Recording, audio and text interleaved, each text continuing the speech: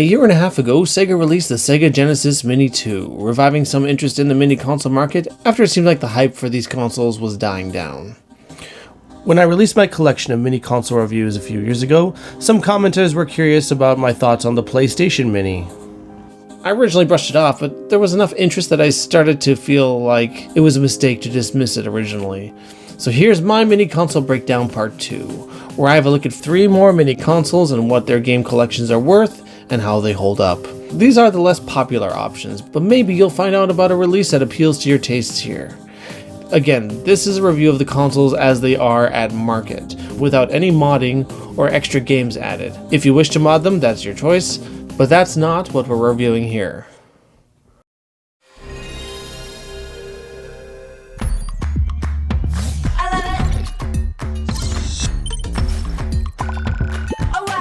Sony's divisive PlayStation Classic was released right at the tail end of the mini console market boom. Loaded with a mere 20 games, they were really counting on quality over quantity with this collection.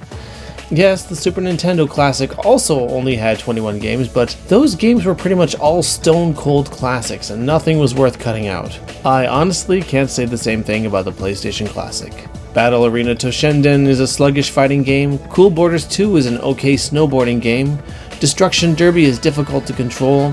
My first impressions were not promising, and I didn't really have much fun until I hit Final Fantasy VII, where it wound up being quite compelling. Its inclusion was a no-brainer since that's the most iconic RPG from that era. Unfortunately, it's the PAL version of the game, so it has a worse frame rate than the one released in North America. I wouldn't have known that just from playing it myself, since I didn't play the game as a kid, but if you know the game well, you may be able to tell the difference. Games like Grand Theft Auto, Resident Evil, and Rainbow Six have frustrating controls and haven't aged very well, or maybe they would play a lot better if they included the DualShock controllers. As it is, having to steer the default method here feels more trouble than it's worth. And man, it's unbelievable how far Grand Theft Auto has come since this first very rough game. Metal Gear Solid is another landmark title that I'm glad made its way on here, though I really suck at it and may need some time to learn the ropes at it before getting very far. Other great additions are Tekken 3, which is a far better fighter than Battle Arena Toshinden, and Twisted Metal, which is another memorable title from the library. Ridge Racer 4 is also a solid racing game and far more playable than Destruction Derby. And the games I had the most fun with though were Mr. Driller, Super Puzzle Fighter, and Rayman.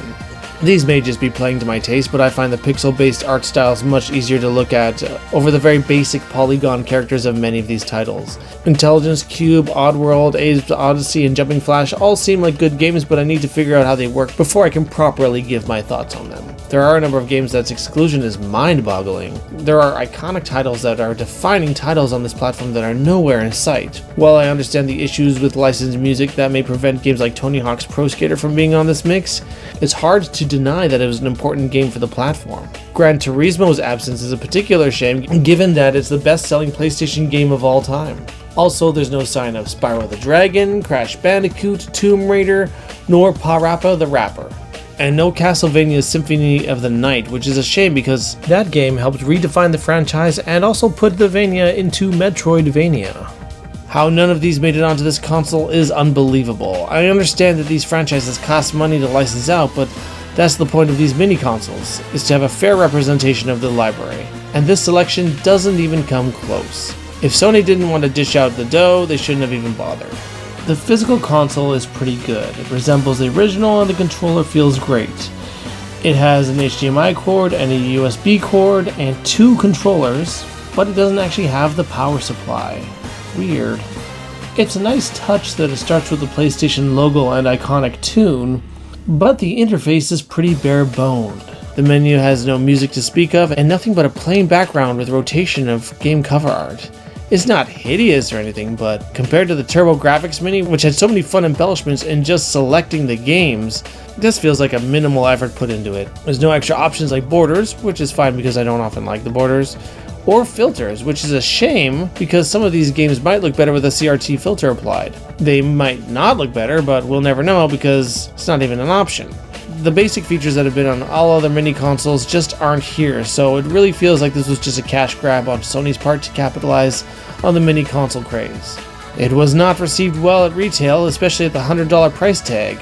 Soon it began to go on sale and hit bargain bin shelves, sometimes going down to $20. At that price point, it actually is not a bad deal if you have the shelf space for it.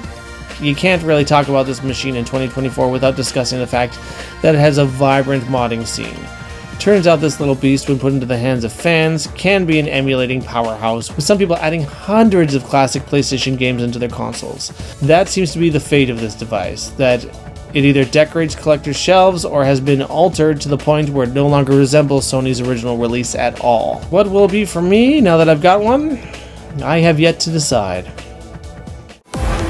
Sega Genesis Mini, the definitive mini console of the year. The next evolution has arrived. Reinventing the Sega Genesis with a new compact design. Sega Genesis Mini 2. The Sega Genesis Mini 2 did a few things differently from its predecessor. This one by far has the largest collection of games at 61, and contains not only standard Genesis games but also a collection of Sega CD games.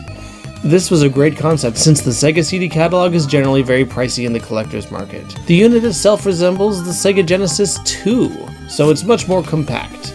The box actually took me by surprise with how small it is, but they did actually fit the unit, power supply, HDMI cable, and a single 6-button controller. Don't worry though, if you have the first Mini, the controllers of that unit are compatible with this one. The layout is much like the first Genesis Classic, though you could arrange them by release date, alphabetical order, or a few other options. Oddly, the music isn't an original track, but rather a compilation of different snippets of the music from the video games that they have in the collection. You can choose borders for when you play these full-screen games on your widescreen TV, but of course what makes these mini consoles is the collection of games. Since this is the second in the series, many of these games feel like second-choice games, with many of the iconic titles having already been released. Fortunately, some of the more iconic games on the first one have great sequels. Golden Axe 2 is considered just as highly as the first game. ToeJam and Earl's sequel, Panic on Funkatron, is here as well as sequels for Earthworm Jim, Vector Man, and Thunder Force 3, the curiously titled Lightning Force. I admire the commitment to the typo. The big winners of this console for me are Ristar, a platformer made by Sonic Team in the late stages of the Genesis' lifespan, Herzog 2, a shooter strategy game that has a pretty strong following, and Crusaders of Senti, a solid Zelda clone that commands a high price for a physical copy. Alien Soldier is also a solid release, but has found its way into a lot of other collections already. I'm also really looking forward to playing the shooter/run-and-gun Ranger X, which is a late console release that sports some amazing graphics for the Genesis hardware. Desert Strike, Phantasy Star 2, Shining Force 2, and Revenge of Shinobi are all solid choices that really show the diversity of the Genesis library. Street Fighter 2 The New Challenger is a superb port of the arcade game and puts to use the 6-button controller, but unfortunately there is only a single controller provided, so if you want to play it with a friend with the standard controller, one of you will be at a disadvantage. I guess that really does mirror our experience as kids though, doesn't it? So points for nostalgia, right? Otherwise, it's a great addition. I was expecting a bit more from the Sega CD releases, but there are some choice selections on here. Sonic CD was a no-brainer and a worthwhile addition to this collection, and given all the different paths you can take with a time travel mechanic, the save states could make fully exploring this a much more manageable task for adults with limited free time. I'm also happy to see Sylpheed, a polygon-based shooter, and Final Fight CD, a loyal arcade conversion of a classic beat-em-up. The full motion video choices are fine because it was very iconic of the Sega CD back then, but Sewer Shark has not aged very well, and Night Trap has been ported to every console in recent years, most of which have much better versions than the grainy Sega CD version. That spot could have gone to something else. Many people were rightfully upset that the Sega CD Snatcher wasn't on here because the physical copy infamously commands a high price tag, and is one of the only localized versions of that game. And while having Echo the Dolphin CD version of the game here gives us perhaps the ideal way to play that game, it still feels redundant since the cartridge version was on the first Mini. So while many CD choices on here are solid, there are some missed opportunities as well. I would have also liked to see them maybe include some 32X games. Though I'm not too familiar with that library of games, this could have been Sega's first time releasing Knuckles Chaotix outside of its original release. The oddest additions are the bonus games in that there are a lot of them and most of them are not particularly noteworthy. Some of them look like an okay diversion, but a lot of it feels like padding. I just don't understand the need to release these games because I don't see them weighing much into a collector's decision to buy the console, nor does it speak to the nostalgic angle of the old school fans. But they're here, and there's not really any harm in that. What this console lacks in feeling like the total package as its predecessor did, it makes up for sheer quantity of games. Of course, one of the barriers of this console is accessibility. The first Genesis Mini was widely available at many retail outlets. It was no problem for me to get my hands on for myself, and even as a gift at one point as well. This one was an Amazon exclusive, but any market outside of Japan seemed to come as an afterthought. Even if you ordered it from Amazon.com, it would ship with shipping charges from the Japanese store. And there was no option for myself up in Canada. So my options were limited. I could have gotten it in the aftermarket from an overpriced eBay seller, but I am lucky enough to have a friend who lives on the other side of the border, so I can send packages to her and pick them up without too much hassle. But still, it's an extra step that shouldn't have been an issue. I don't like Amazon exclusives at the best of times, but double so when they basically tell me that my market isn't even worth their time. Personally, while I like this release and see a lot of value in it, I would have preferred a Sega Master System Classic, since that's a library that isn't quite as accessible to many people these days. I'm still holding hope that it will happen.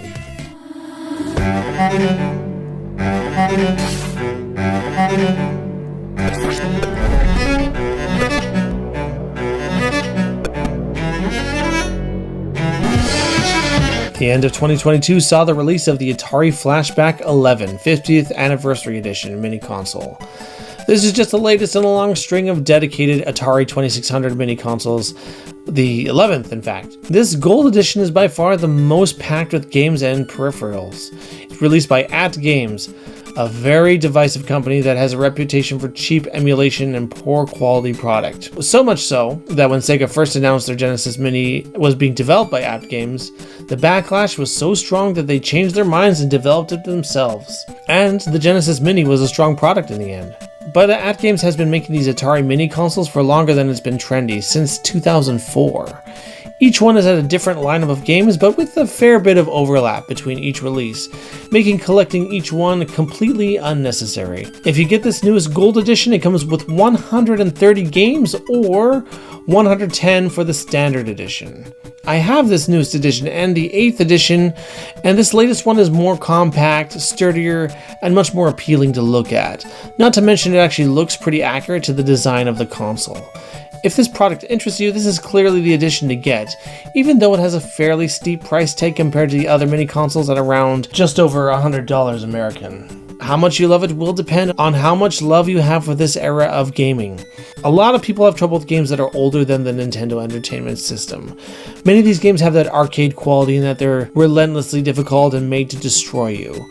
Or they're very esoteric like the fan favorite game Adventure, which just throws you into the thick of it with no explanation. While it's easy enough to find walkthroughs or instructions online, mileage varies with games that look like this. There are some big hitters in the mix, like the popular Pitfall, which is one of the more approachable releases. I can't think of many games that are missing since I'm not overly familiar with the 2600's extensive library.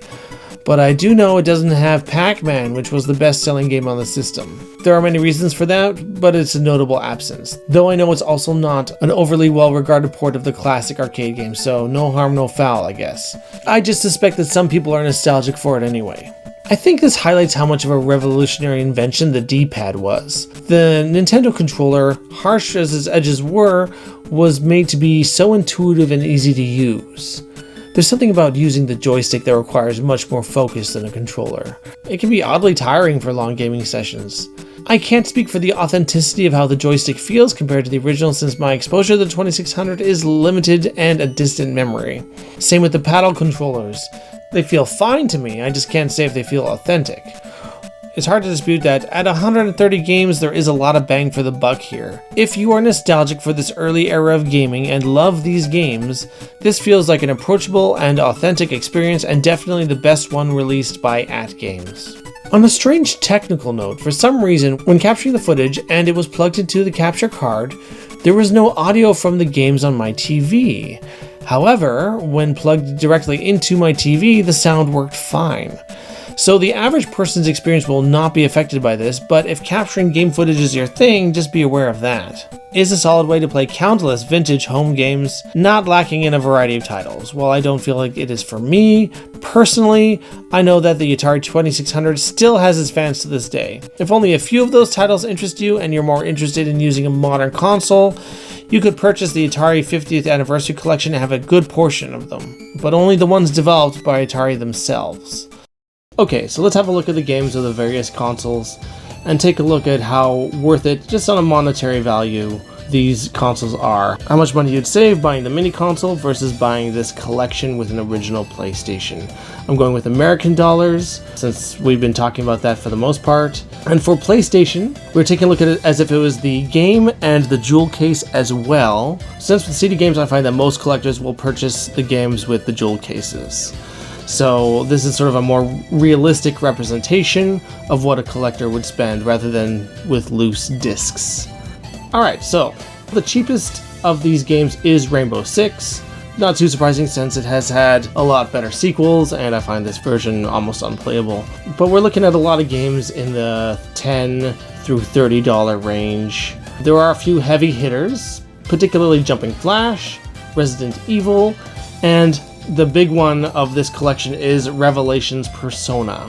So, based on those big ones alone, it does definitely wind up being monetarily wise to get the mini console, because all these games added up is a total of $1,022 compared to the $100 price tag. If you're just here for the games, it does actually make sense. As you see, there are a lot more games on the Sega Genesis Mini 2, and I had to kind of squeeze them in together. But that's okay, I'm making it work. These ones, it is worth noting that for the cartridge games, it's cartridge only prices, and for the CD games, I was adding in the jewel cases. So even though that does make them more expensive, again, I feel collectors would be more likely to buy the CD games with their jewel cases.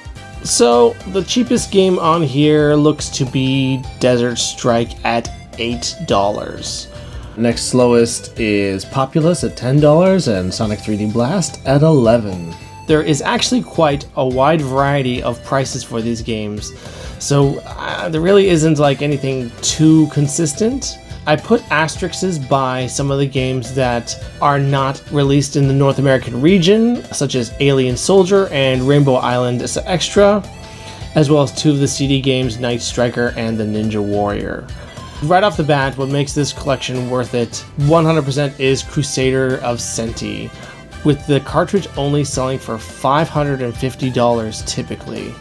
That even beats out any of the Sega CD games, where the next heavy hitter is, which is Shining Force CD at $216.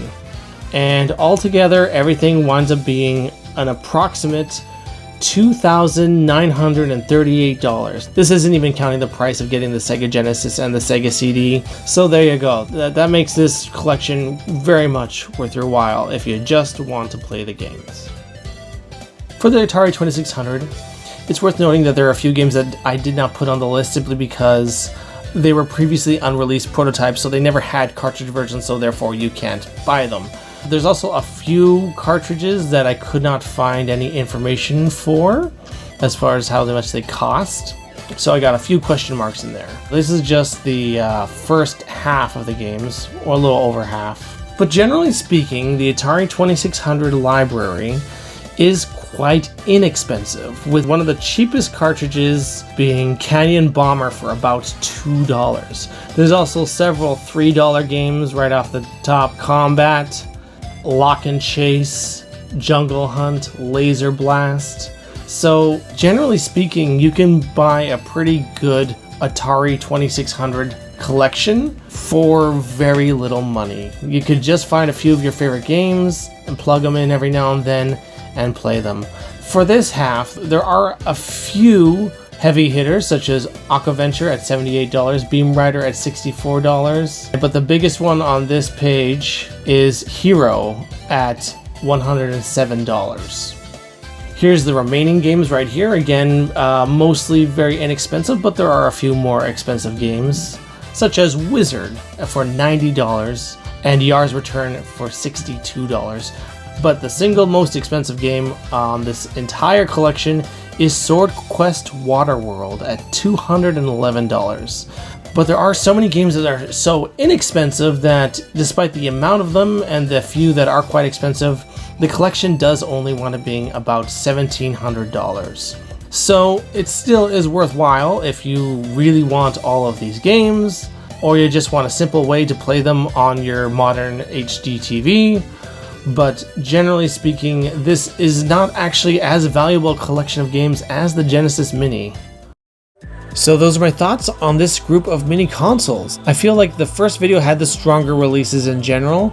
Out of this batch though, I feel like the Genesis Mini 2 is the clear winner with a high number of games and mostly good quality releases, even if I and many others feel like it could have been better. The PlayStation Classic is a disappointment all around with fewer games than even the Super Nintendo Classic. Given the extensive library that they had at their disposal, there was no reason Sony shouldn't have put more content on here. There are some genuinely great games on it, but the presentation is lazy and inconsistent. It's no wonder that most of the units sold have basically been used as modded emulation machines rather than being enjoyed for their factory uses. Do with that information as you will. So thank you for watching my second mini console breakdown. Are any of these consoles perfect for you and your retro gaming needs? Let me know in the comments down below. We'll see you next time.